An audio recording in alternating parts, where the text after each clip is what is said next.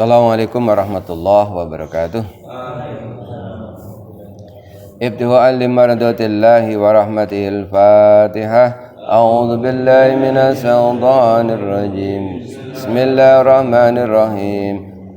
Alhamdulillahi rabbil alamin arrahmanir rahim maliki yaumiddin. Iyyaka na'budu wa iyyaka nasta'in ihdinas siratal mustaqim siratal ladzina an'amta 'alaihim ghairil maghdubi 'alaihim waladdallin.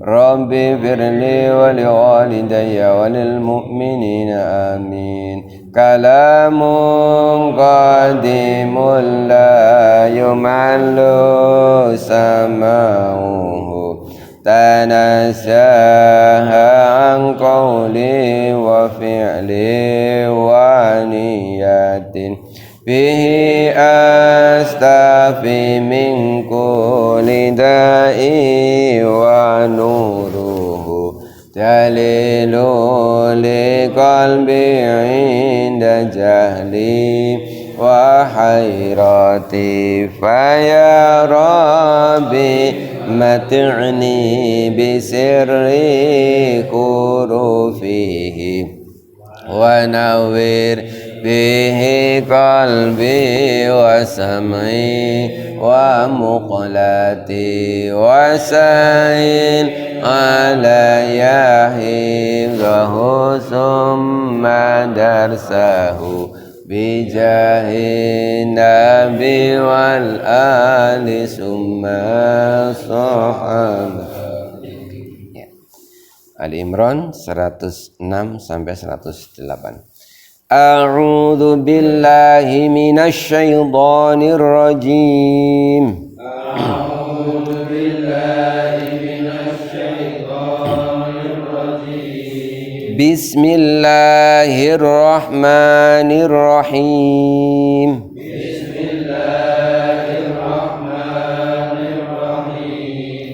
Yauma tabyaddu wujuhu wa taswaddu wujuh. Yauma tabyaddu wujuhu wa taswaddu wujuh. Fa ammal ladzina aswaddat wujuhuhum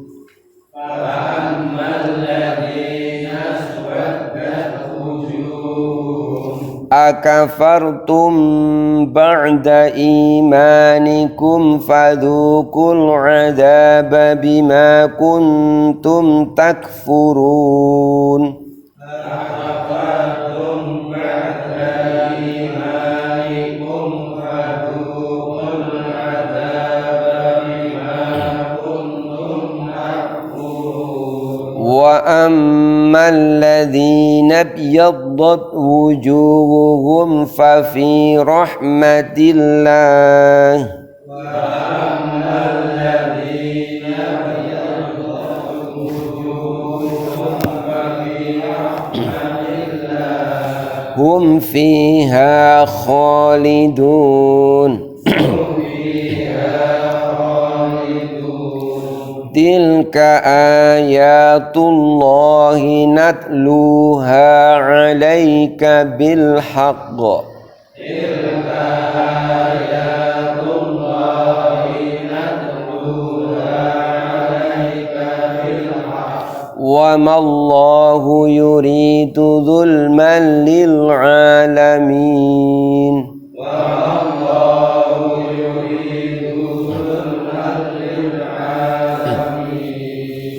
Bismillahirrahmanirrahim. Pada ayat sebelumnya, pada ayat 105 disebutkan bahwa orang-orang kafir itu nanti ulaika lahum adzabun azim, akan diberi azab yang berat pada hari kiamat. Hari kiamat itu seperti apa? Yauma, satu hari, tabyaddu, ketika menjadi putih berseri-seri. Apa itu? Wujuhun, wajah-wajah. Di hari kiamat nanti ada banyak wajah yang putih berseri-seri. Watas wujuh, sementara wajah-wajah yang lain itu menghitam, sedih menghitam. Tentu yang wajahnya putih berseri-seri wajahnya orang-orang mukmin, yang hitam wajahnya orang-orang kafir. Fa ammal ladzina, adapun orang-orang iswaddat yang menghitam wujuhum, wajah-wajah mereka, akafartum, maka mereka akan ditanya, akafartum, hei kau orang kafir yang wajahmu hitam-hitam, kenapa dulu engkau ingkar? Kafir, ingkar kepada Allah, ingkar kepada Nabi Muhammad. Ba'da imanikum, setelah imanmu sekalian. Maksudnya kenapa dulu kamu mengingkari? Bukankah telah datang kepadamu para nabi dan rasul? Bukankah telah ada Allah turunkan kitab-kitab? Kenapa kamu itu kafir, ingkar? Maka fadzukul adzaba, sekarang fadzuku, rasakanlah al-adzaba, azab ini, bima kuntum takfurun, disebabkan kamu sekalian dulu di dunia menjadi orang kafir. Ketika kita berwudu, itu ulama ngajari kita saat membasuh wajah itu disuruh kita berdoa, Allahumma bayyid wajhi yauma tabyaddu wujuh wa taswaddu wujuh. Ya Allah, putihkan, cerahkan wajah ini pada hari kiamat ketika banyak wajah-wajah itu putih, sementara yang lain menghitam. Jadi ketika kita berwudu itu, ulama itu mengajarkan apapun yang kita sentuh itu ada doanya. Ketika wajah, ya Allah putihkan wajah ini pada hari kiamat ketika banyak wajah ada yang hitam. Ketika tangan kanan yang kita bersihkan, Allahumma a'tini kitabi biyamini, dan seterusnya. Ya Allah, semoga tangan kanan ini yang menerima buku catatan amal. Ketika tangan kiri, Allahumma la tu'tini, ya Allah janganlah kau berikan kitabku melalui tangan kiri ini. Ketika rambut kepala kita sentuh, Allahumma harrim sya'ri wa basari minan nar. Ya Allah, semoga engkau lindungi rambutku, kulitku dari api neraka. Sampai terakhir ketika membersihkan telapak kaki itu, Allahumma sabbit qadami yauma tazillu fil aqdam. Ya Allah, semoga telapak kaki ini nempel terus saat banyak kaki tergelincir. Itu semuanya ya diambil dari Al-Quran. Nah, ini salah satunya. Jadi gambaran dari kiamat itu banyak orang wajahnya putih berseri-seri, sebagian yang lain wajahnya hitam. Lalu yang wajahnya hitam-hitam itu ditanya, tapi pertanyaannya pertanyaan mengejek. Kenapa kamu dulu itu mengingkari Allah dan Rasulnya, padahal sudah datang kepadamu banyak penjelasan. Nah, sekarang kau rasakanlah akibatnya, kira-kira begitu. Wa ammal ladzina biyaddat, adapun orang-orang yang putih wujuhum, wajah-wajah mereka di hari kiamat, fa fi rahmatillah, maka itu tandanya mereka mendapatkan rahmat Allah Subhanahu wa taala. Hum fiha khalidun, mereka mendapatkan rahmat itu bentuknya apa? Yaitu mereka dimasukkan ke surga. Hum fiha khalidun, mereka itu di surga nanti khalidun, kekal. Jadi di antara bentuk kasih sayangnya Allah, siapa saja kalau sudah masuk surga itu pasti kekal. Tetapi kalau masuk neraka itu belum tentu kekal. Yang kekal itu orang-orang kafir. Artinya kalau masuk neraka itu orang-orang beriman, mungkin karena masih punya dosa, itu ada jaminan nanti diambil keluar. Tapi kalau sudah masuk surga itu pasti kekal. Jadi nggak ada ceritanya orang sudah enak-enak di surga lalu dia dipanggil, kamu keluar dulu ya ke neraka sebentar. Nggak ada. Jadi sekali masuk surga dia pasti kekal.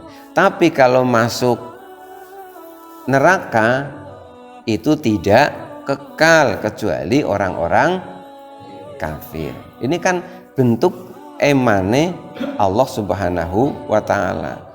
Nah, tandanya calon penghuni surga itu bahwa mereka itu nanti di akhirat wajahnya putih-putih.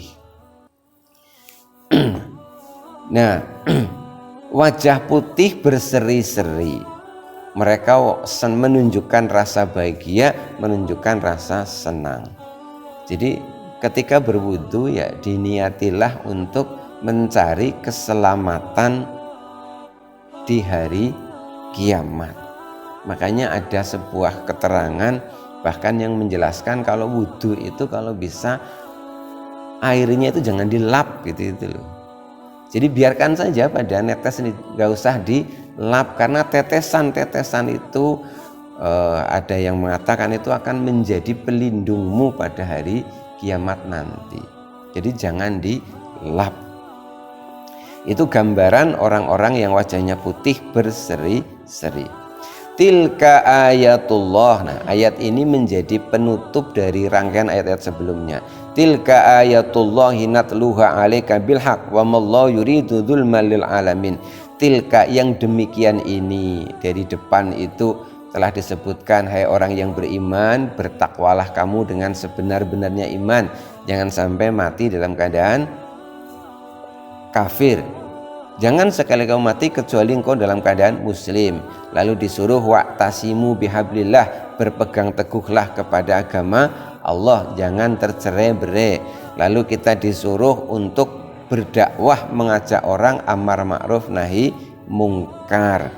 Lalu orang yang mungkar, yang kafir akan diberi adab di hari kiamat. Nah, rangkaian itu tilka semua itu ayatullah, ayat-ayat Allah. Natluha 'alaika, yang kami bacakan semua itu 'alaika kepadamu. Itulah undang-undang, peraturan-peraturan, tata tertib Allah yang Allah bacakan kepadamu wahai Muhammad.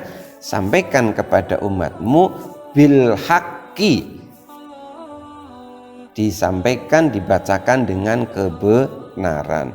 Wa mallahu yuridu, dan Allah tidak pernah berkehendak dzulman, untuk memberikan kedzaliman, melakukan kedzaliman lil alamina, kepada siapa saja yang ada di alam semesta. Jadi banyak ayat bercerita tentang ancaman azab di neraka. Itu jangan pernah berpikir Allah ini kejam sekali ya. Karena apa? Karena Allah tidak pernah berkehendak untuk mendolimi hambanya. Kalau ada seorang hamba itu nanti kok masuk neraka, itu bukan karena Allah itu dolim kepada hambanya, tapi seorang hamba itu diazab adalah karena amalnya sendiri. Tetapi kalau orang itu masuk surga itu bukan karena amalnya, tapi karena rahmat Allah. Loh, kenapa bukan karena amalnya? Karena sebenarnya amal kita itu tidak pernah cukup untuk menukar, untuk beli tiket masuk surga.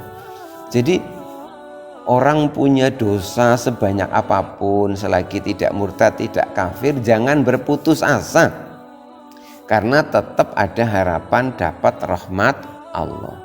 Orang masuk surga bukan karena amalnya, tapi kalau masuk neraka itu pasti karena amalnya. Jadi Allah itu berbeda dengan makhluknya. Kalau kita itu kadang-kadang menghukum orang itu kan bukan karena kesalahannya, karena suka tidak suka, itu manusia. Tapi kalau Allah itu tidak. Allah tidak pernah berkehendak untuk berbuat dolim kepada siapa saja di alam semesta ini.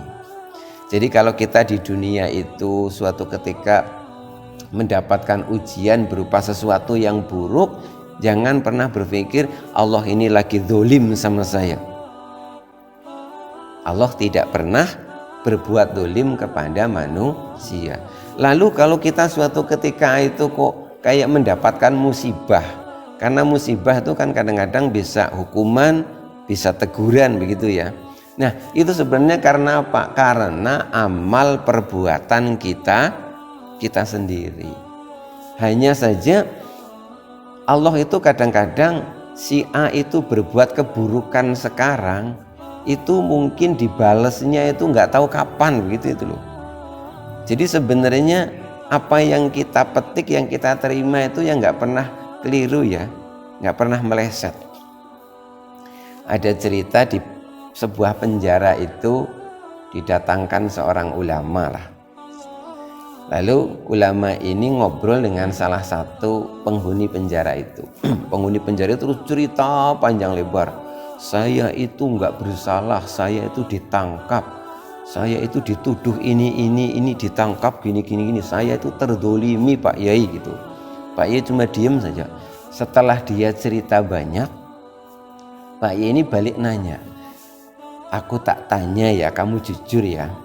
Mungkin kamu masuk penjara ini itu kamu tidak bersalah, tapi kalau kamu boleh jujur, kamu pernah nggak melakukan kriminal yang nggak ketahuan? Lalu dia senyum-senyum, ya sebenarnya banyak,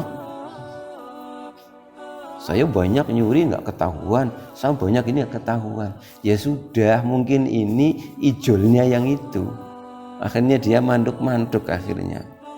Jadi apa? Allah itu nggak mungkin meleset itu kalau membuat takdir. Jadi nggak mungkin takdir kita itu meleset. Artinya sekali lagi bahwa keburukan yang kita terima itu bukan karena Allah ingin berbuat dolim kepada kita, itu pasti imbas akibat dari amal perbuatan kita sendiri. Sedangkan kebaikan yang kita terima itu sebenarnya seringkali bukan karena balasan amal kita, tapi itu karena rahmatnya Allah. Coba bayangkan kita hidup ini amal ibadah kita itu ditukar dengan kenikmatan dunia ini nggak mungkin cukup. Contoh kita bisa bernafas ya, itu karena ada oksigen ya. Apa kira-kira sholat kita itu cukup buat beli oksigen kira-kira? Ya nggak cukup. Artinya kebaikan yang kita terima dari Allah itu seringkali bukan karena balasan untuk kebaikan yang kita lakukan, tapi itu karena kasih sayang Allah. Lihat di dunia ini kasih sayang Allah itu berlaku untuk semua makhluknya. Makanya beriman tidak beriman ya tetap dapat nikmat. Sholat tidak sholat ya tetap dapat rezeki. Karena di dunia ini kita dapat kasih sayangnya Allah. Tetapi kalau di akhirat nanti, di hari kiamat nanti, itu tidak semua mendapatkan rahmat Allah. Jadi lalu boleh nggak kita berpikir, loh kalau begitu kita masuk surga bukan amal kita, ngapain kita capek-capek ibadahan begitu kan ya? Udah nggak usah ibadah saja, nanti kita berharap saja dapat rahmatnya Allah. Kalau berpikirnya seperti itu ya keliru juga. Karena apa? Allah itu tidak suka kalau melihat hambanya itu males berusaha tapi hanya menunggu belas kasihan, begitu ya. Jadi seperti ini loh, misalkan Anda itu kepingin buah rambutan, ini musim rambutan, dilalah Anda menek wit rambutan nggak bisa, sudah berusaha nggak bisa, cari Anda nggak ada, cari bambu buat nyogroki kok nggak nyampe. Anda kan sudah ikhtiar, jangan putus asa, duduk saja di bawah pohon rambutan itu, siapa ngerti mengko anak angin gede terus rambutannya pada ambrol. Tapi Anda jangan sampai Anda males nggak usaha apa-apa langsung duduk di bawah pohon rambutan ngenteni rambutan ambrol. Itu Allah nggak suka yang seperti itu. Artinya apa? Ya tetap kita harus ibadah, harus berikhtiar, tapi jangan lupa kita harus senantiasa berharap akan rahmat Allah Subhanahu wa ta'ala.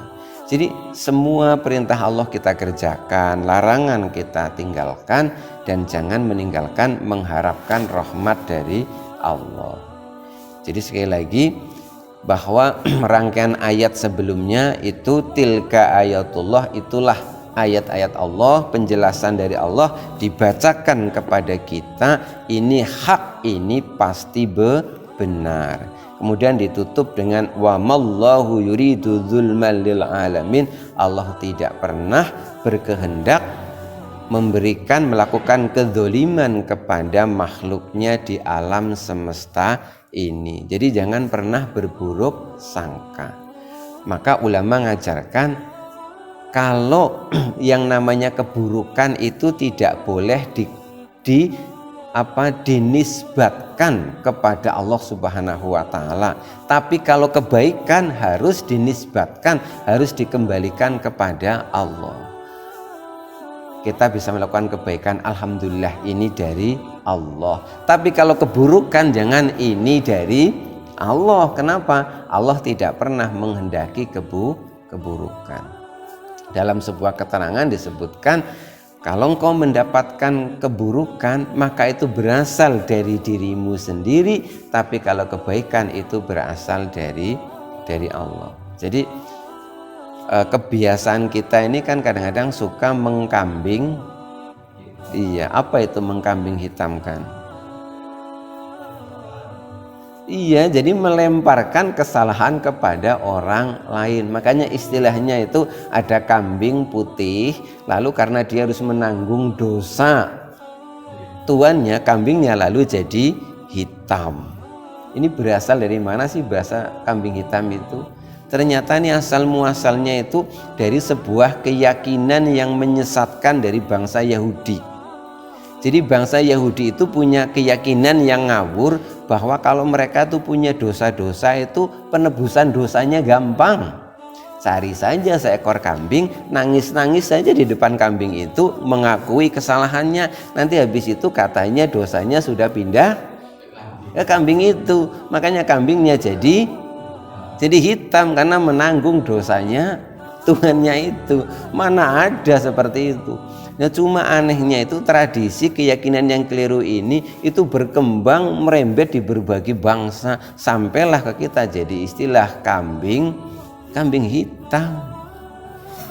Itu jadi setahu saya berasal dari keyakinan menyesatkan dari bangsa Yahudi. Jadi tiap umat kan punya tradisi penghapusan dosa sendiri. Kalau orang Kristen merasa dosanya telah ditebus oleh Yesus, jadi mereka santai. Kalau orang Yahudi nyantai karena dosanya sudah ditebus sama kambing. Nah, paling nggak santai itu kita. Karena apa? Kita nggak punya cara menebus dosa kecuali dengan bertaubat. Nah, demikian. Besok kita lanjutkan ke ayat 109, sudah ganti tema. Jadi Quran itu seringkali beberapa ayat itu satu rangkaian tema, nanti pindah ayat berikutnya itu sudah ganti tema. Makanya dengan kita ngaji maknanya, ngaji tafsirnya itu jadi ngerti bahwa 108 ini itu tutupan dari pembahasan sebelumnya. Nanti pada 109 besok sudah ganti tema yang baru lagi. Itulah isinya Al-Quran. Nah, tahunya itu ya dengan ngaji seperti ini. Kalau membaca sendiri terjemahnya kadang-kadang kan bingung ya. Ini sambung-sambungnya bagaimana sih? Kok tiba-tiba cerita kayak begini gitu. Jadi ini saling kait mengait. Makanya mudah-mudahan ini ngajinya bisa urut terus. Jadi nanti kalau tidak ngaji besok kok udah ganti tema kayak begitu ya. Karena sambung seperti itu.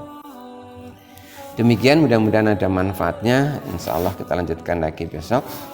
Billahi taufiq wal hidayah wa ridho wal inayah. Wassalamualaikum warahmatullahi wabarakatuh.